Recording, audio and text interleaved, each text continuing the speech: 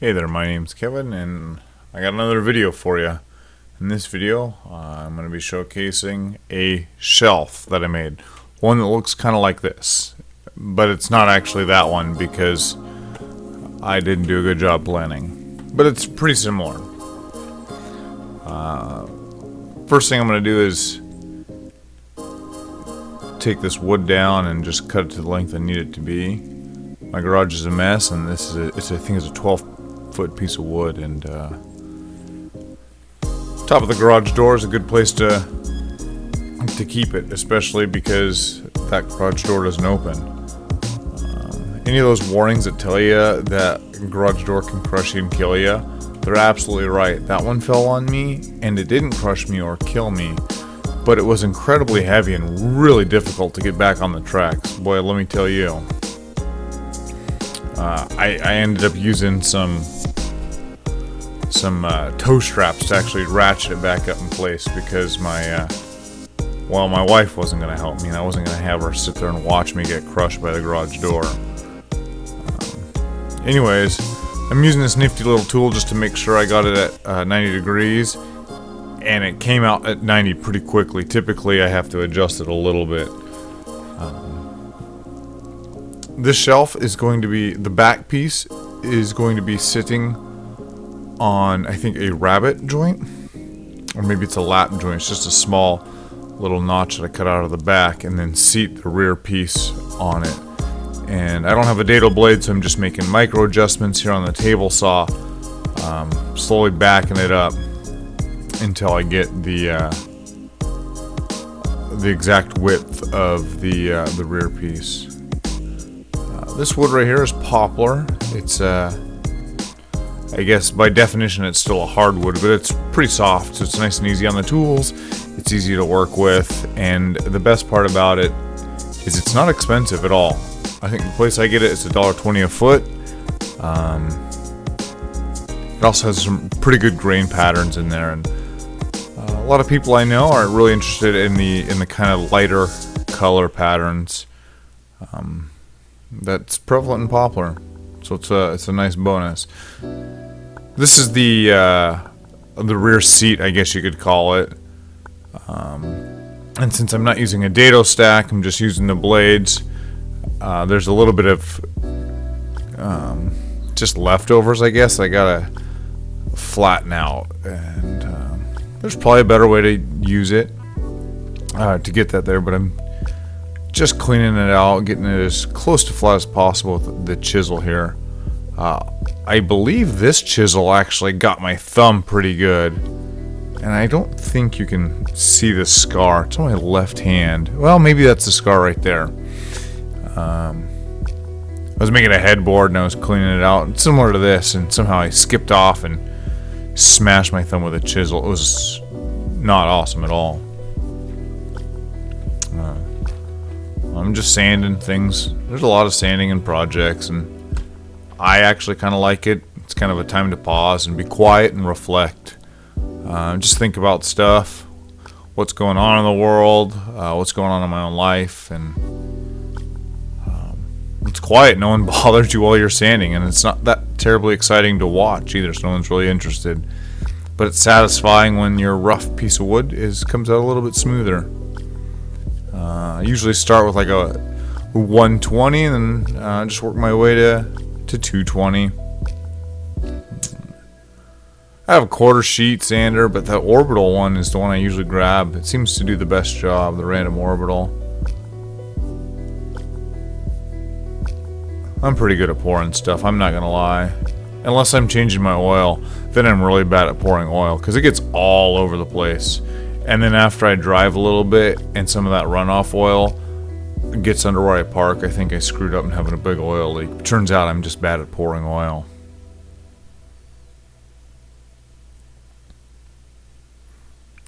So this is the front piece. This shelf will have a slight lip on the front so things don't fall off. And then the lip is just there to, it's sitting on there the same way as the rear piece is. Just made a little dado in there. Cut them in there.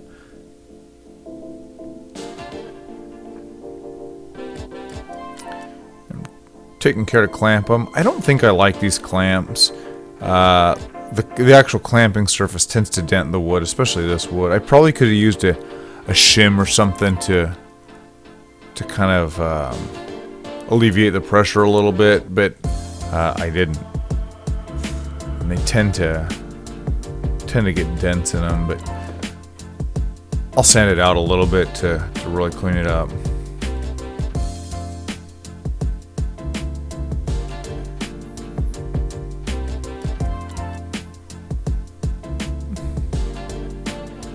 So you can kind of see a slight little lip. I think it's only like maybe a third of an inch, which isn't really a common measurement. We don't really measure things in third of inches, but I didn't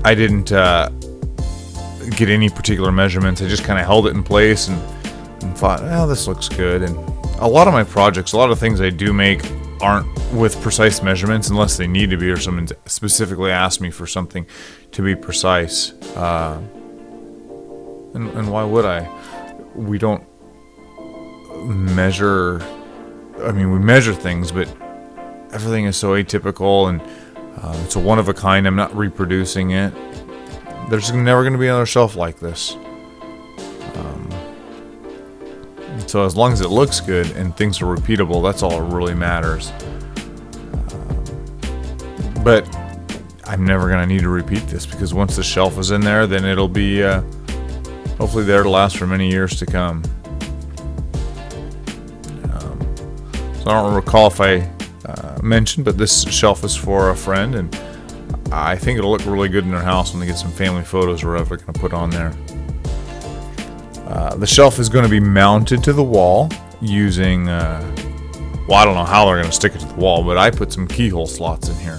And that's what I'm doing. I've marked them out at 16 inches on center to hopefully line up with the studs in their home, if their home was made properly.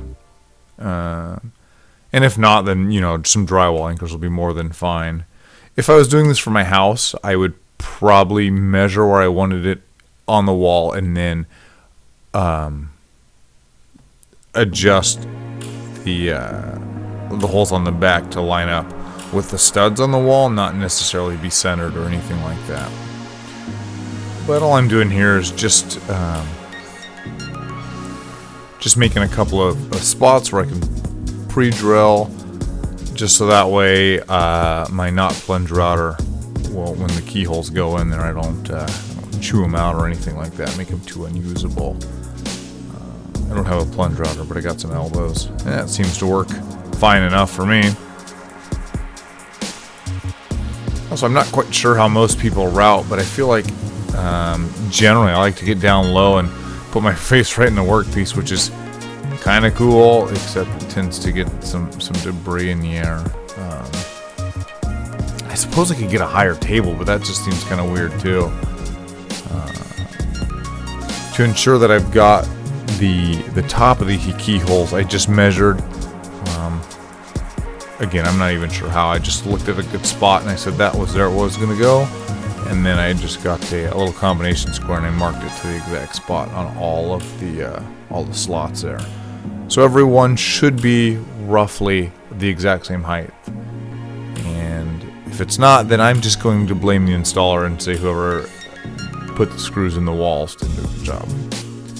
I'm kidding, but also it's kind of hard to tell one way or another. Sorry, Mark. Also, for ease of installation, I don't show it, but I made a template. I just took a long piece of, well, I say butcher paper, but I'm sure it's not actually butcher paper. It's just a really long piece of white paper that I got from IKEA, my wife got from IKEA, and I just traced out the keyholes on the back. So I laid it down and kind of did just rubbed it in, and then highlighted the center of them with a pen, I think, and just indicated which way was up, down, left, and right, and so that way they could just thumbtack it to the wall where they want their shelf to hang, and then they could drill the appropriate holes for them. Sometimes shelves like these are hard to hang because they don't have a template or a guide, and I don't know if it would make it easier, but I think it might. If not, I went through the effort of doing it, and they appreciated it.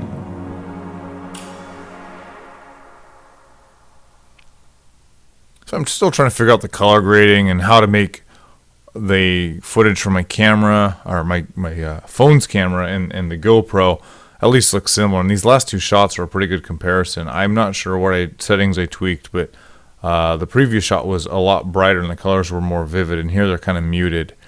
And this shot, I think, is more accurate to what it looks like, and the other one is soft, and you don't know how to fix that yet. I'm sure there's some button I can push or something I can tweak. I just haven't figured it out yet.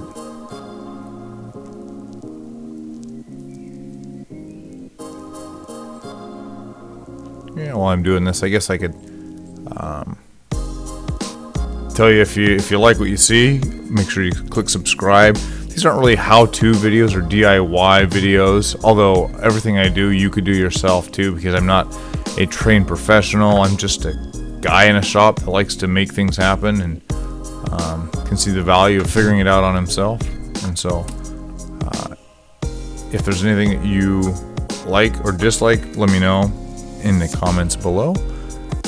Otherwise, I'm going to keep doing whatever I like. I think the next video I'm going to do is I'm going to build a lectern, I think is what they call it, or a pulpit for a church. And so if you're interested, that video should be coming out in the next couple of weeks. Otherwise, stick around. I think I might be doing a giveaway in a couple of videos. My YouTube goal right now is to get to 100 subscribers, which seems like a long ways away. I think I have 16 or 17 right now, and I'm pretty sure most of those are bots. Yay. So here it is. This is the one that I delivered to our friends. This is the one that will go in their house and showcase some of their memorabilia, their photos of their families. And I don't want this to be the star of the show, just to hold it up. I hope that they get a lot of years out of being able to look at pictures of their family in here. And I don't want this to be a centerpiece, but just something that brings a little bit of life into their home. Anyways, if you made it this far, thanks for watching. I appreciate all the feedback, like I said, and I will see you in the next one. Peace. Oh, a cool electric shot.